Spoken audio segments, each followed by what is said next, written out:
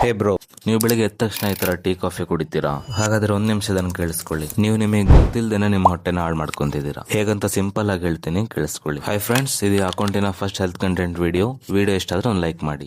ನಾವು ಖಾಲಿ ಹೊಟ್ಟೆಲಿ ಟೀ ಅಥವಾ ಕಾಫಿ ಏನಾದ್ರು ಕೊಟ್ರೆ ಅದರಲ್ಲಿರೋ ಬ್ಯಾಡ್ ಕೆಫಿನ್ ಮತ್ತೆ ಶುಗರ್ ಅಂಶ ಏನಿದೆ ಅದು ನಮ್ಮ ಹೊಟ್ಟೆಲಿ ಜಾಸ್ತಿ ಪ್ರಮಾಣದ HCl ಹೈಡ್ರೋಕ್ಲೋರಿಕ್ ಆಸಿಡ್ ರಿಲೀಸ್ ಮಾಡುತ್ತೆ. ಖಾಲಿ ಹೊಟ್ಟೆಲಿ ಅದು ಜಾಸ್ತಿ ರಿಲೀಸ್ ಆಗ್ಬಿಟ್ರೆ ಹೆವಿ ಗ್ಯಾಸ್ಟ್ರಿಕ್ ಮತ್ತೆ ಅದು ಉರಿ ಸ್ಟಾರ್ಟ್ ಆಗುತ್ತೆ. ಅದಷ್ಟೇ ಅಲ್ಲದೆ ನಮ್ ಡೈಜೆಷನ್ ಸಹ ಸ್ಲೋ ಮಾಡುತ್ತೆ. ಅದಕ್ಕೆ ನೋಡಿ, ಬೆಳಿಗ್ಗೆ ಫುಲ್ ಆಕ್ಟಿವ್ ಆಗಿದ್ರು ಸಹ ಮಧ್ಯಾಹ್ನ ಆಗೋಷ್ಟು ಲೇಸಿನೆಸ್ ಬಂದ್ಬಿಡತ್ತೆ. ನಿಮ್ದು ಫುಲ್ ಡೇ ಆಕ್ಟಿವ್ನೆಸ್ ಕಡಿಮೆ ಆಗೋಕೆ ಬೆಳಿಗ್ಗೆ ನೀವು ತಗೊಂತಿರಲ್ಲ ಕಾಫಿ, ಅದೇ ಮೇನ್ ಕಾರಣ. ನಿಜ ಹೇಳ್ಬೇಕಂದ್ರೆ ಕಾಫಿಯಲ್ಲಿ ಏನು ತೊಂದರೆ ಇಲ್ಲ, ಅದ್ರಲ್ಲಿರೋ ಬ್ಯಾಡ್ ಕೆಫಿನ್ ಅಂಶ ಏನಿದೆ ಅದೇ ನಮ್ ಬಾಡಿಗೆ ಹಾಳು ಮಾಡೋದು. ಆಕ್ಚುಲಿ ಮನುಷ್ಯನ ದೇಹಕ್ಕೆ ಬೇಕಾಗಿರೋದು good caffeine, plant based caffeine. ಈ ಪ್ಲಾಂಟ್ ಬೇಸ್ಡ್ ಕೆಫಿನ್ ಇದ್ರೆ ನಮ್ ಬಾಡಿ ಹೆಲ್ತಿ ಆಗಿಯೂ ಇರುತ್ತೆ, ಹ್ಯಾಪಿ ಆಗಿಯೂ ಇರುತ್ತೆ. ಒಂದ್ ಎಕ್ಸಾಂಪಲ್ ಹೇಳ್ತೀನಿ, ಕೇಳಿಸ್ಕೊಳ್ಳಿ. ಈ ಹಿಂದಿನ ಕಾಲದಲ್ಲಿ ನಮ್ಮ ಅಜ್ಜ ಅಜ್ಜಿಂದಿರಲ್ಲ ಬೆಳಿಗ್ಗೆ ಎದ್ದ ತಕ್ಷಣ ಕಷಾಯ ಕುಡಿಯೋರು. ಅದಕ್ಕೆ ಅವರು ಫುಲ್ ಆಕ್ಟಿವ್ ಆಗಿ ಫುಲ್ ಎನರ್ಜೆಟಿಕ್ ಆಗಿ ಕೆಲಸ ಮಾಡೋರು. ಎಷ್ಟೇ ಏಜ್ ಆದ್ರೂ ಸಹ ಫುಲ್ ಹೆಲ್ದಿ ಆಗಿರೋರು. ಯಾಕಂದ್ರೆ ಹಿಂದಿನ ಕಾಲದಲ್ಲಿ ಅವರಿಗೆ ಒಳ್ಳೆ ಪ್ಲಾಂಟ್ ಬೇಸ್ಡ್ ಕೆಫಿನ್ ಸಿಕ್ತಿತ್ತು. ಬಟ್ ಈಗ ಆ ಹೆಲ್ದಿ ಪ್ಲಾಂಟು ಸಿಗ್ತಿಲ್ಲ, ಕೆಫಿನ್ ಸಿಗ್ತಾ ಇಲ್ಲ. ಸೊ ಕಾಫಿಯಲ್ಲಿ ಇಷ್ಟೆಲ್ಲ ಪ್ರಾಬ್ಲಮ್ಸ್ ಆಗೋದಂತ ಗೊತ್ತಾಗಿದ್ದಕ್ಕೆ